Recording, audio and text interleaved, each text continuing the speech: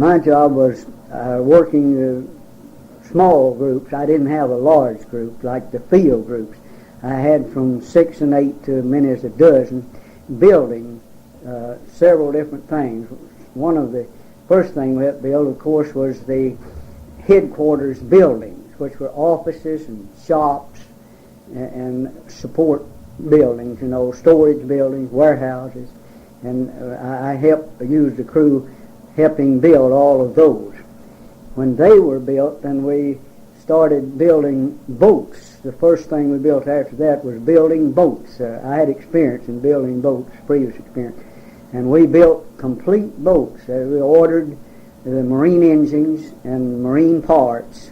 And we had a sawmill down on the Refuge. This CC camp was to develop the White River Waterfowl Refuge. 115,000 acres, about 55 miles of White River, from St. Charles to almost to the mouth of White River. And we had a sawmill, and we had lots of nice timber, white oak timber, cypress timber. And the sawmill cut the lumber. We took the lumber and built boats and barges.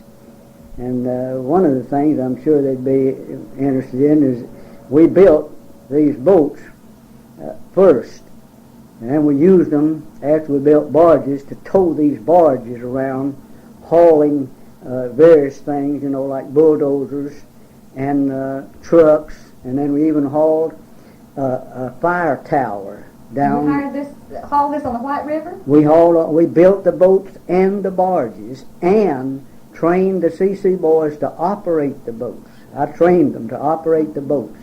I'd get in them, go with them several different times with them, finally get, where they could operate it, and I'd let them go by themselves.